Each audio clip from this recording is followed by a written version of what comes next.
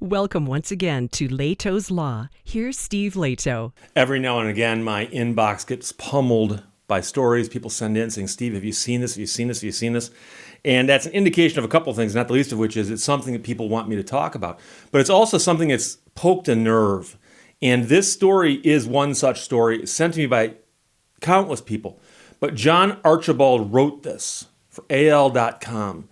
And I've seen this pop up in more places. It is a very, very well-written, well-researched story about a major problem in a small town down south.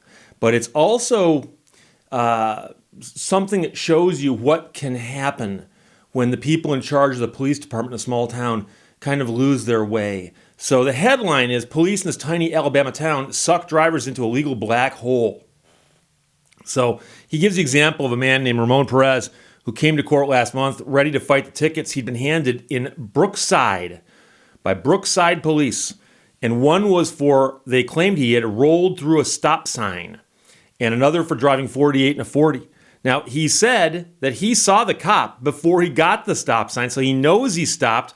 He said, I saw him and we looked eye to eye. There's no way I was going to run that stop sign.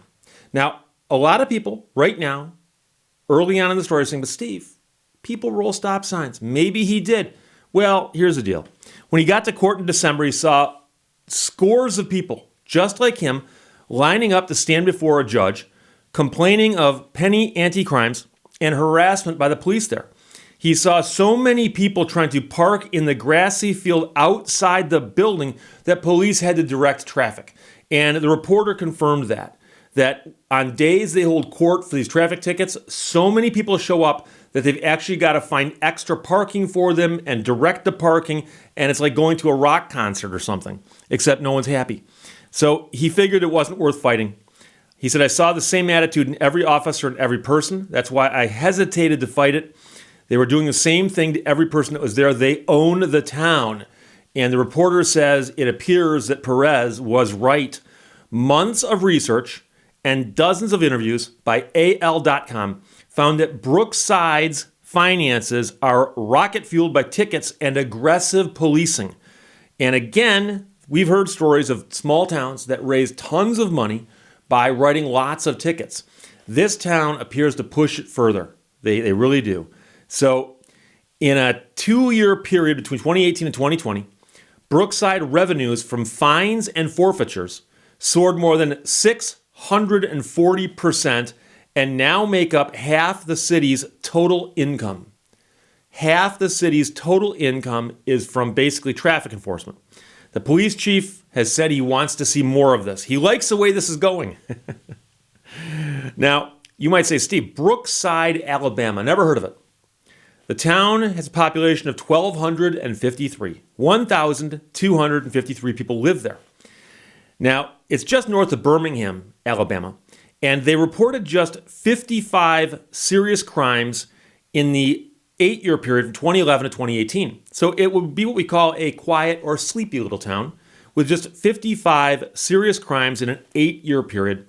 But in 2018, they began building their police empire, hiring more and more officers to blanket its 6 miles of roads and a 1.5 mile jurisdiction on I-22. So there's a highway that goes by I-22. 1.5 miles of it is in the jurisdiction of Brookside.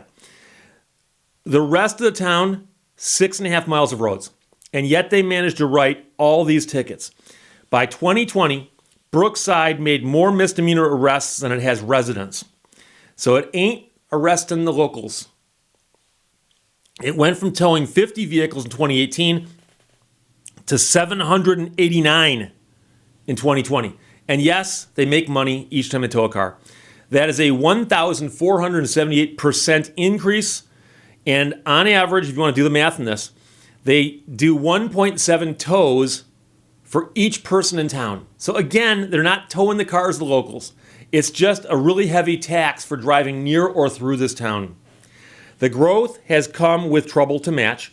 Brookside officers have been accused in lawsuits of fabricating charges, using racist language, and making up laws to stack counts on people who pass by.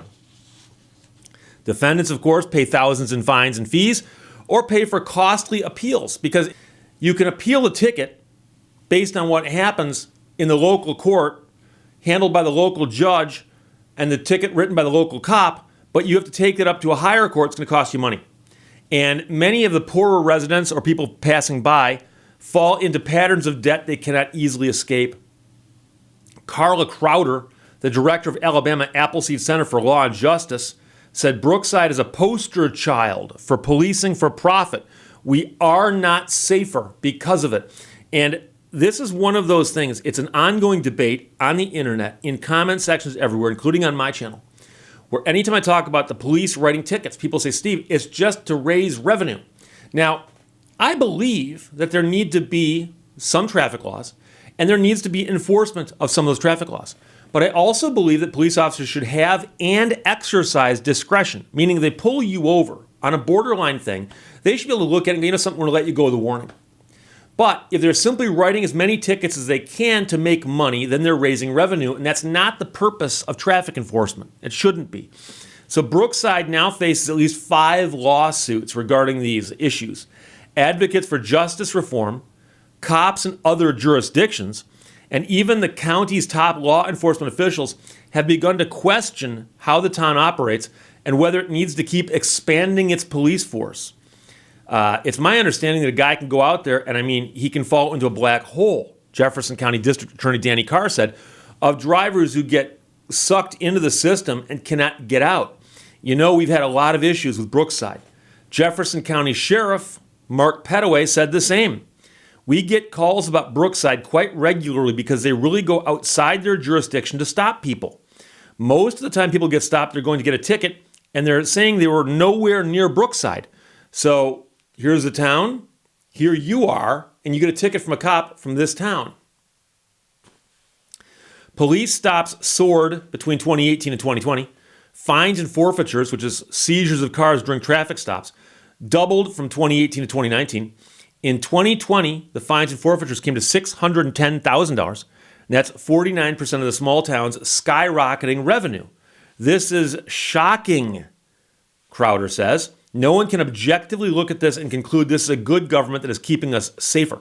Now, the police chief, who is in charge of this and spearheaded the change, calls the town's policing a positive story. And the mayor, who's a former councilman who assumed his position last year after the death of the previous mayor, sits and nods in agreement when asked about this.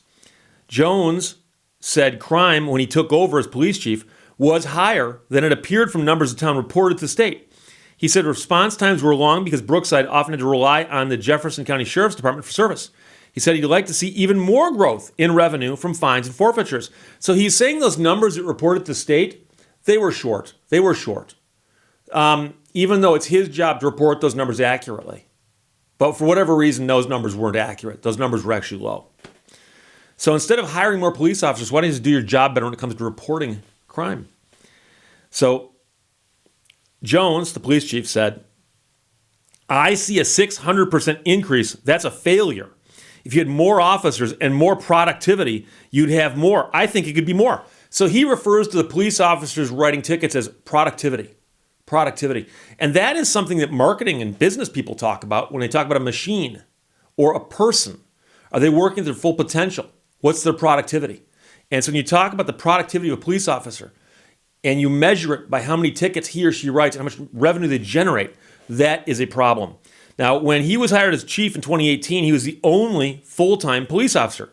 He said in sworn testimony for one of the lawsuits that that's the case. By last summer, he said he'd hired 8 additional full-time officers and several part-time officers. Asked in December how many officers were on staff, he refused to say, citing security concerns. And that's despite the fact that the staff has got to be described to the government for public consumption. And keep in mind that you can also FOIA this information, Freedom of Information Act request. But the idea that he can't tell you how many police officers are in his department because of security reasons is nonsense. A department of 9 officers in a 1,253-person town is larger than average. Across the country, the average police force is 1 officer for 588 residents. The way it looks in Brookside is that they've got 1 for every 144 residents. Then this month, the Brookside Department posted on Facebook that it had hired 6 more officers in an effort to expand our dedication and commitment to provide superior community service and protection, and presumably to increase their productivity. The town survives in the fringes of Birmingham with tax revenue from Dollar General, which is pretty much the only store in town.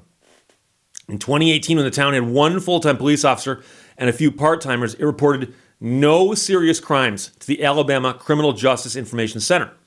Brookside police did patrol the 1.5-mile stretch of I-22, and they wrote tickets that brought in $82,000 in fines.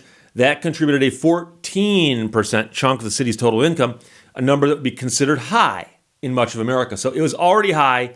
It's just a lot higher now. So here's the deal. You might say, Steve, is that all? No, that's not all. There's more. The police department has a Facebook page. They have more than 1 million visitors, they say, and they became a vehicle for public shaming with embarrassing mugshots and derision for those who owe fines and fees. So if you owe fines or fees to Brookside, they might put you on their Facebook page, and it says here, turn yourself in. If we have to come and get ya, we'll make you famous.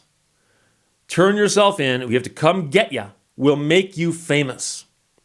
Yet the town with no traffic lights collected $487 in fines and forfeitures in 2020 for every man, woman, and child in town, though many of those fined were merely passing by on I-22. So here's the thing. They've managed to do all this to increase the money, and you might ask yourself, seriously, are these tickets righteous or not? Are they?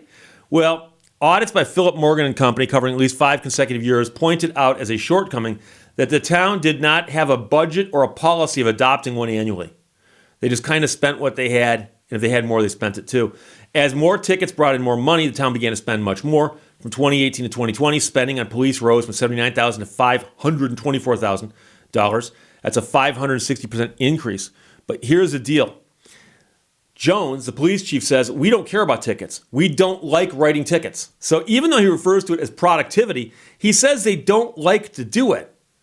But when asked about all the tickets being written, the mayor dismissed the complaints of those who appear in court, saying, everybody's got a story, and 99% of them are lying. 99% of them are lying. So, some stories. One lawsuit was filed by a 52-year-old grandmother who says in a lawsuit that she pulled off of I-22 at Cherry Avenue in January of 2020, as she often did when she went to visit her daughter. It was near dusk, and as she drove into the neighborhood, she didn't think much about the unmarked black SUV with tinted windows on the side of the road. She turned on her lights because of the approaching darkness. When she did, the unmarked SUV pulled into the street, crossed the center line, and sped towards her with blue lights flashing. But this is an unmarked car. She was not speeding or breaking the law, she says in her lawsuit. She pulled to the side of the road, and as the SUV pulled behind her, and a wrecker simultaneously parked nearby. Like there's a wrecker on standby. Officers dressed completely in dark, unmarked uniforms approached the car, and one accused her of flashing her lights to warn others of their presence. Which, number one, isn't illegal. Number two, how would she know who they were if they're an unmarked car? And number three, it's not illegal. I know 1 and 3 are the same, but hey, all of the above. Unsure what was happening, she called 911, but an officer grabbed the phone from her and threw it to the ground. So, an unmarked vehicle pulls you over, and guys in plain clothes approach your vehicle. You call 911. They grab the phone from you and throw it on the ground. They broke the phone. Police put her in a patrol car and searched her vehicle for drugs. Her lawyers say she was taken to the Brookside jail, strip searched, and told she could be jailed for up to 2 days. She had an asthma attack and a panic attack, but when she knocked on the door to alert a guard, a jailer said if she continued knocking, she'd be charged with attempted escape. Eventually, she was given an inhaler and treated by paramedics. Police charged Harris with flickering her lights or, and this is a quote, nuisance of casting lights from motor vehicle on real property at night. So apparently you cannot shine your lights on real property at night in Brookside. Now she argues that she did not do that. What happened was she again turned her lights on because it was getting dark out. And she's also charged with resisting arrest. A report quoted in the suit claimed that she tightened arm muscles from getting handcuffed. So they say that she's resisting being handcuffed, therefore she should be charged with resisting arrest. And that's after they threw her phone on the ground and broke it while she tried to call 911. And by the way, I've seen a lot of videos on the internet of people who get pulled over by a cop and they call 911. And most cops stand there and go ahead and call them. They're going to confirm that I'm a police officer and you need to talk to me. So you let the person make the phone call. You don't grab the phone from their hand and throw it on the ground. In addition, the police charged her with making a false 911 call. They also charged her with obstructing government operations and disorderly conduct because she yelled for help. They let her out of jail at midnight, long after her family had made bond. Brookside has operated its police and court system with the primary objective of obtaining revenue from motorists traveling on or near I-22, her attorneys wrote in the lawsuit that was filed. Meanwhile, they do have drug-sniffing dogs who will get called in and they look for cash. One reason we know that is one of them is actually called Cash. That's the dog's name. Canine Cash. In case you're curious, the Brookside Police Department's fleet of vehicles is mostly unmarked vehicles with tinted windows. The chief testified under oath that just one of the vehicles is painted with police markings. 9 others bear no emblems, and 7 are tinted all the way around, making it impossible to see who, if anyone, is inside. Jones testified as officers wear gray uniforms with no insignias.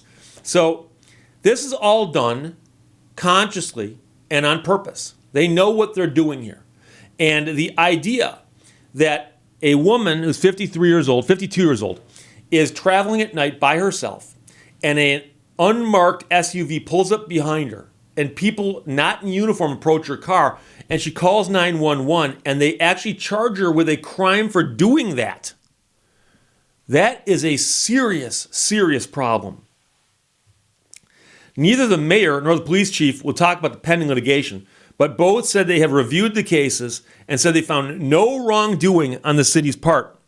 They said they've also looked at the body cam footage, but they would not share the footage with the reporter when asked. Jones blamed the lawsuits on ambulance chasing attorneys. And you'll notice that there's no mention of ambulances anywhere in the story. No mention of personal injuries anywhere in the story. But they blame those ambulance chasing attorneys.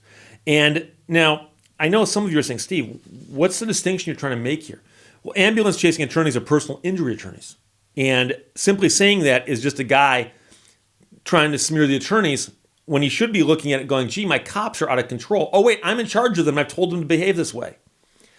Lawyers and law enforcement officers across central Alabama have raised questions about things in Brookside they say they have never otherwise come across.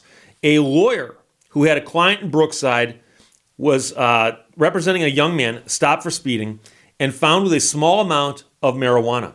He was charged with misdemeanor possession, but they tacked on 5 counts of possession of drug paraphernalia. So you go, oh, what was paraphernalia? Well, rolling papers, the baggie that held the marijuana, cigar wrappers, a small jar that once may have held marijuana, and a small tray that might have been used to roll a joint. It might have been used. A tray might have been used. Therefore, it's drug paraphernalia. The names of the officers also are not listed on tickets in Brookside. Instead, the arresting officers are listed as agents and their initials. Agent JS. And an assisting officer is Agent AR. A judge set that man's fines at $6,000, and he had to post $12,000 bond while he appealed the case. Hall did appeal, and a higher court dismissed the charges. Dismissed the charges, give the man his money back. Meanwhile, a lawyer who's represented several clients in Brookside said defendants have faced possession charges for a joint with paraphernalia charges tacked on for the paper it was rolled in.